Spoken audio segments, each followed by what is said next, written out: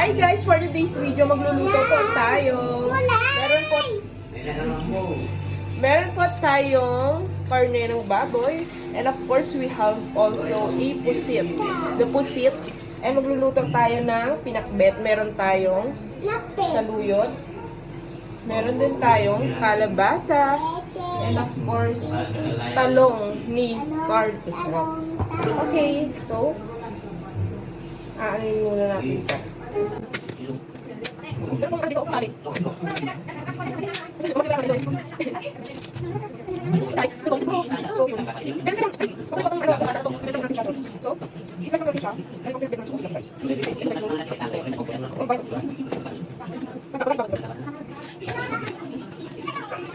Guys, ito ko. Sorry, lagi. Anong card? Ito.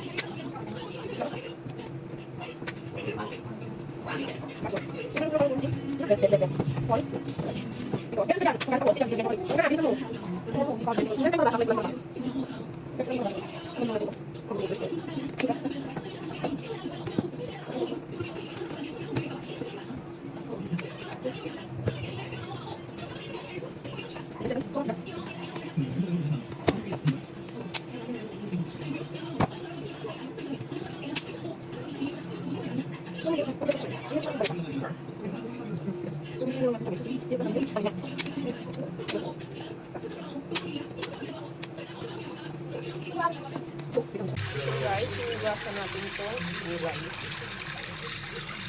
Meron tayong mga... So, ayan guys, meron tayong pusit. Ang gagawin natin dyan ay aadobuhin natin siya. So, diba?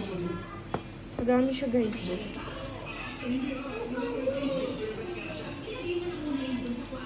Ito naman yung ating pinakbet.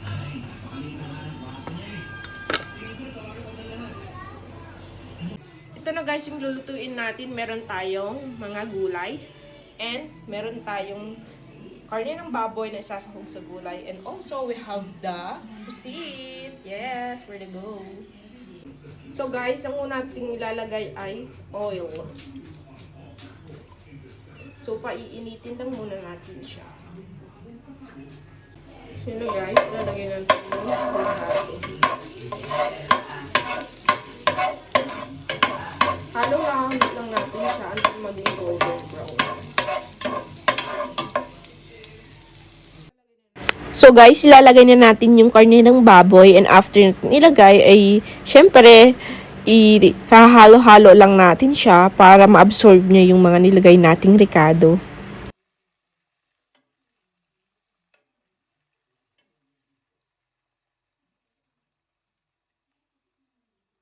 Lalagay tayo guys ng magic syrup. And also pepper. And also asin guys. After natin lagyan lahat, ihalo-halo lang natin siya guys.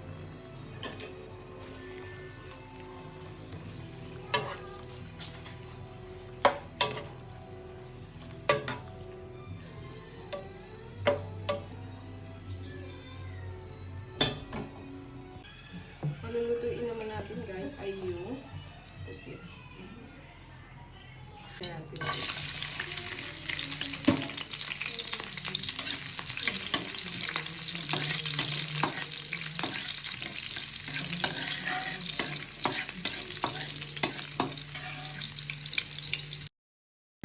So, ayun guys, ilalagay lang natin yung mga pusit. Siyempre, para lahat ay ma-absorb niya yung mga ricado na nilagay natin. Ilagay lang natin siya na paunti-unti. And after nyan, ay syempre, ihalo-halo natin siya.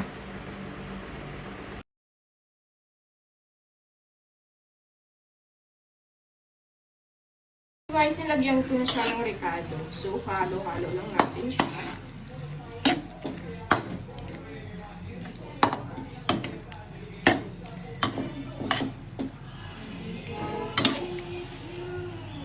Lalagyan lang natin siya ng tubig.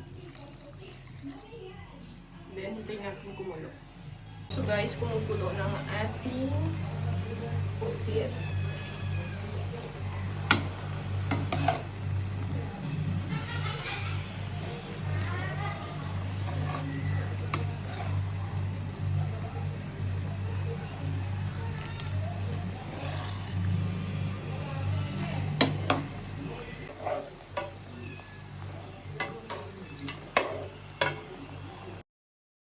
So, ayun guys, naluto na po ang ating pusit. Ready to eat na siya.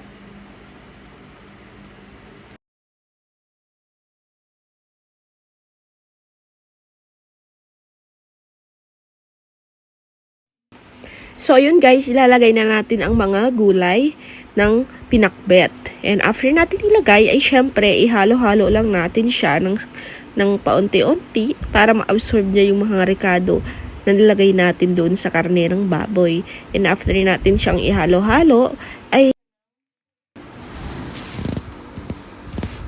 at syempre, wag natin kakalimutan na lagyan ito ng tubig para mas maluto yung ating pinakbet. And syempre, ihalo-halo din natin siya para mas sumarap ang ating pinakbet.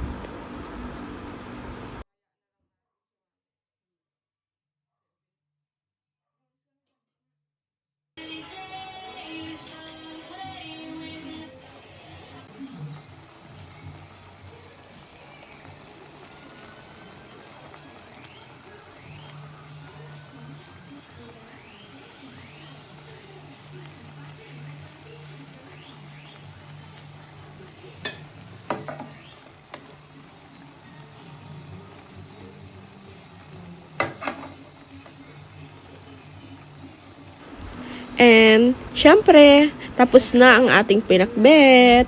Let's go! Kain na tayo guys! Thank you for watching! Bye!